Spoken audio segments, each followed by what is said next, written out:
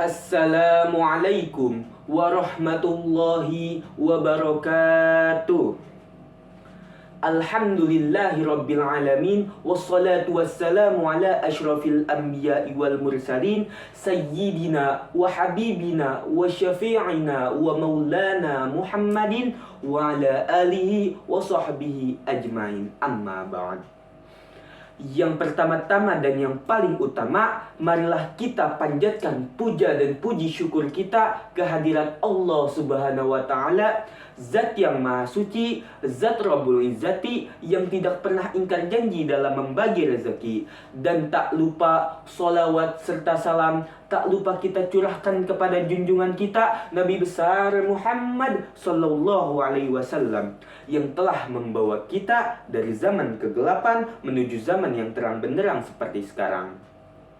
Yang terhormat para dewan juri dan yang saya hormati panitia penyelenggara yang tidak dapat saya sebutkan satu persatu, namun tidak mengurangi rasa hormat saya kepada mereka, serta para peserta lain yang saya sayangi dan saya hormati. Mungkin penampilan saya paling sederhana, tapi insya Allah isi ceramah saya bisa bermakna.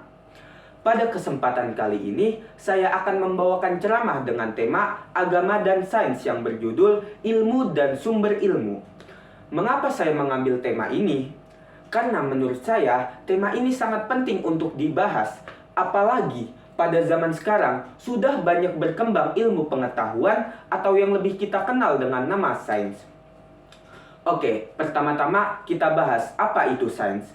Secara umum, sains bisa berarti banyak, tapi yang saya simpulkan, sains adalah hasil penelitian manusia terhadap suatu fakta. Nah, pada saat ini sudah banyak ilmuwan-ilmuwan ternama dan mencoba penelitian-penelitian yang baru. Tetapi, masih banyak di antara kita yang mempertanyakan apa hubungan agama dengan sains. Kalau dilihat dari judul, ilmu dan sumber ilmu, saya menempatkan sains sebagai ilmu dan agama sebagai sumber ilmu. Mengapa demikian? Karena sains biasanya berkaitan dengan penelitian. Dan penelitian kalau tidak dilihat dari sumbernya, maka tidak akan ada hasil pembuktiannya. Maka dari itu diperlukan adanya sumber, dan sumbernya itu adalah agama. Berkat agama, umat manusia dapat tercerahkan dengan ilmu pengetahuan, dan itu sangat penting bagi kelangsungan hidup manusia. Kita dapat mengacu pada Al-Quran dan hadis, karena banyak sekali ayat Al-Quran yang menjelaskan tentang sains. Contohnya, dalam Quran Surah Al-Ghasyiyah ayat 17-20, Allah Subhanahu wa Ta'ala berfirman, A'udzu billahi minasyaitonir rajim. Bismillahirrahmanirrahim. Afala yanzuruna ilal ibili kaifa khuliqat wa ilas samai kaifa rufi'at wa ilal jibali kaifa nusibat wa ilal ardi kaifa sutihat. Yang artinya, maka apakah mereka tidak memperhatikan unta bagaimana ia diciptakan, dan langit bagaimana ia ditinggikan, dan gunung-gunung bagaimana ia ditegakkan, dan bumi bagaimana ia dihamparkan. Nah, ayat tersebut bisa dikaitkan dengan sains pada zaman sekarang. Karena pada ayat tersebut, umat manusia dianjurkan untuk memperhatikan alam sekitarnya. Nah, sains bisa diperlukan untuk mempelajari dan melakukan penelitian. Nah, kita bisa ambil contoh lain. Dalam Quran Surah Al-Mulk ayat 3, Allah Subhanahu wa Ta'ala berfirman, A'udzu billahi minasyaitonir rajim. Bismillahirrahmanirrahim. Allazi khalaqa sab'a samawati tibaqa ma tara fi khalqir rahmani min tafawut farji'il basara hal tara min futur. Artinya, yang menciptakan 7 langit berlapis-lapis. Tidak akan kamu lihat sesuatu yang tidak seimbang pada ciptaan Tuhan yang Maha Pengasih. Maka lihatlah sekali lagi. Tidakkah kamu lihat sesuatu yang cacat?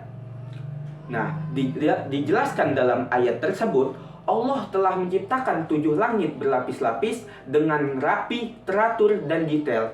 kita tidak akan melihat suatu kekurangan pada ciptaan Allah tersebut.